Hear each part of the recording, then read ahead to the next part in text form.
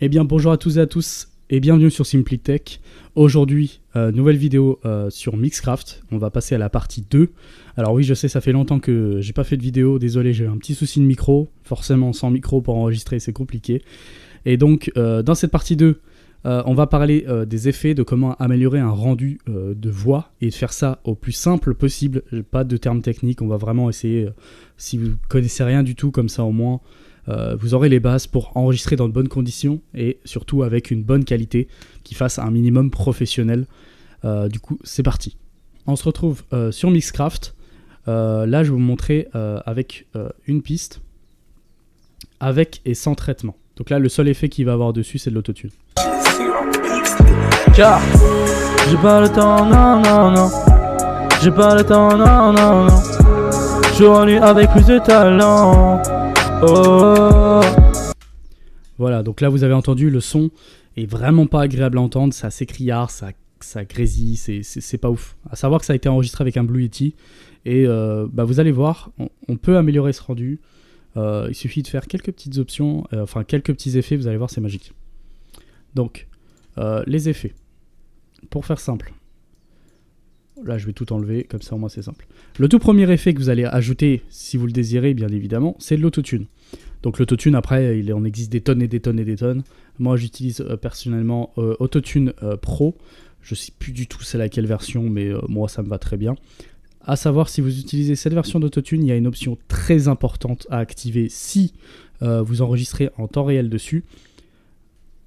C'est ici, Use Low Latency. Bon, je ne vais pas l'activer, ça ne me sert à rien. Mais si vous voulez enregistrer en même temps d'entendre votre voix autotunée, option très importante parce que sinon vous risquerez d'avoir des gros problèmes de latence. À savoir que la latence va dépendre énormément de votre matériel. Donc si vous avez de la latence malgré que cette option soit cochée, c'est que ça ne vient pas d'autotune, mais ça vient de votre matériel. Ensuite, donc là on va mettre de l'autotune, je vais bien la régler, je vais essayer de regarder c'était quoi exactement, je reviens vers vous, vous inquiétez pas. Car j'ai pas le temps, non, non, non. J'ai pas le temps, non, non, non. Je suis revenu avec plus de talent. Voilà, donc du coup l'autotune c'est fait. Donc à quoi sert l'autotune pour ceux qui ne savent pas, c'est tout simplement corriger les fausses notes et aussi générer cet effet un peu électronique dans la voix, assez moderne forcément. Les chansons qui sortent aujourd'hui sont 90% du temps sous autotune. Donc c'est un peu la base des effets, surtout si vous voulez être dans les temps, on va dire, être moderne. Ensuite, à savoir que ce n'est pas un effet obligatoire. Et d'ailleurs, beaucoup font l'amalgame, mais l'autotune ne permet pas de bien rapper. L'autotune permettra de faire des belles mélodies si vous savez un minimum placer votre voix. Mais si vous comptez faire un rap, l'autotune n'est pas forcément adapté. C'est mieux d'utiliser l'autotune quand vous chantez un petit peu, quand vous faites des petites mélodies pour les refrains, les trucs comme ça. Mais l'autotune ne vous fera pas avoir plus de flow, malheureusement, je suis désolé. Bon, pour ce qui est du deuxième effet, on va passer à un EQ. Alors, moi je vais vous montrer avec l'EQ de base qui est dans Mixcraft, il me semble. Dans Mixcraft 9 Pro, il y a un EQ, c'est soit classique EQ, mais celui-là il fait un peu peur. Sinon, vous avez celui-ci. Non, c'est pas celui-là. Et voilà, je me trompe en pleine vidéo. Normalement, c'est celui-ci. Voilà, vous avez celui-ci par exemple. Après, vous avez, si je dis pas de bêtises, il y en a encore un. Celui-ci, Parametric Equalizer, voilà. Dans tous les cas, peu importe l'EQ que vous allez utiliser, utilisez toujours un EQ avec un petit graphique. Comme ça, au moins, ça sera vraiment très basique à comprendre.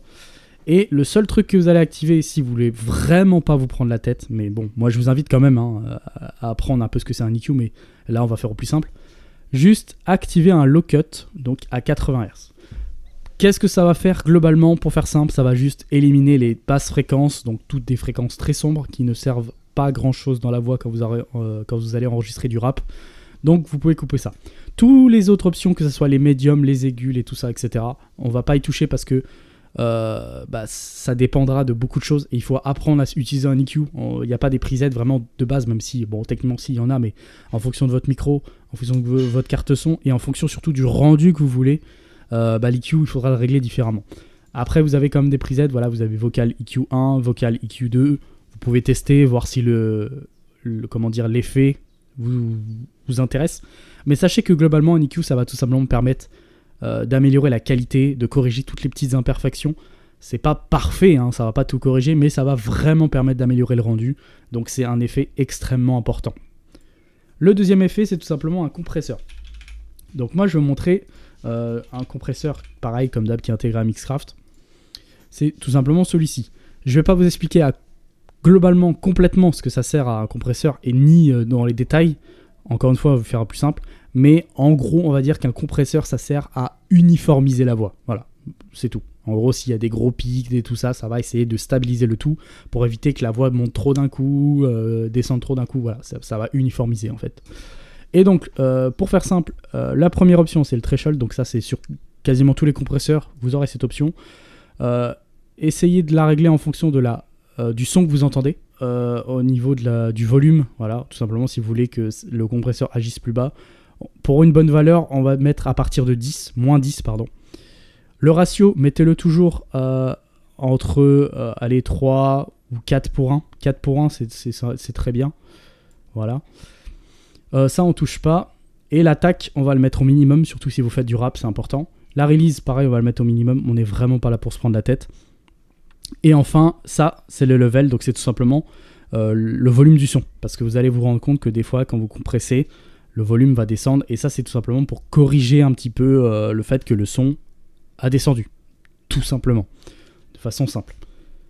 Donc ensuite, après ce petit compresseur, parce que là on a déjà deux effets qui vont quand même pas mal améliorer, on a le dernier effet que je vous recommande beaucoup, qui est utilisé dans tout, quasiment, hein, dans toutes les chansons, c'est la reverb. La reverb, je pense que vous doutez ce que c'est, mais si vous ne savez pas, en gros c'est tout simplement qui va donner un effet, comme si vous êtes dans une énorme pièce, dans une grande salle, bref, ça va donner une ambiance à la voix. Et du coup, c'est extrêmement important, mais il ne faut pas faire n'importe quoi. Moi, pour vraiment faire au plus simple, vous allez utiliser cette prisette là. Donc voilà, il y a encore un plugin qui est dans Mixcraft, comme ça vous prenez pas la tête. Vous prenez cette prisette, vous mettez le pré-délai vers 3-6 ms, pas plus. Et après, tout va se passer avec cet effet-là. Enfin, ce petit potard-là, c'est tout simplement celui qui va permettre de gérer l'intensité de l'effet. Donc forcément, plus vous allez mettre l'effet haut, plus vous allez avoir de la reverb. J'ai pas le temps, non, non, non. Vous voyez, ça dépendra tout simplement de ce que vous voulez. Et ensuite, pour terminer, vous pouvez rajouter beaucoup d'autres effets, mais attention, la reverb, mettez-la toujours en dernier, parce que si vous mettez un effet par-dessus la reverb, ça risque de pas bien de rendre trop ouf. Par exemple, si vous voulez rajouter un effet chorus pour que la voix soit multipliée, veuillez bien penser à mettre avant. Ensuite, l'ordre, c'est globalement important pour beaucoup d'effets. Autotune, mettez-le toujours en premier. Compresseur ou EQ, ça dépend de beaucoup de personnes. Il y en a qui vont dire qu'il faut mettre l'EQ avant, il y en a qui vont dire qu'il faut mettre le compresseur. Moi, je fais comme ça. Si vous avez envie de faire différemment, faites différemment. Mais moi, je préfère faire ça comme ça, tout simplement. Donc là, je vous ai montré un peu vite fait, rapidement.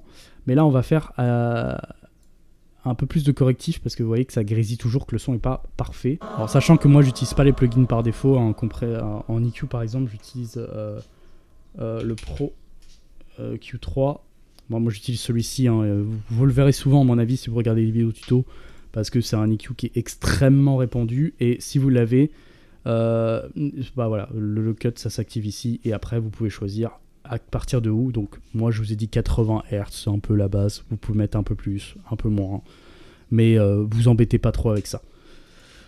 Et après ça sera plus compliqué. Après vous avez aussi des presets, des presets, c'est à vous de voir aussi, c'est pareil, il y en a beaucoup et il y en a pour la voix, vous voyez, vous avez vocal lead, etc. Mais globalement sachez que ça marche pas parce que ça va prendre beaucoup en compte, encore une fois, votre matériel.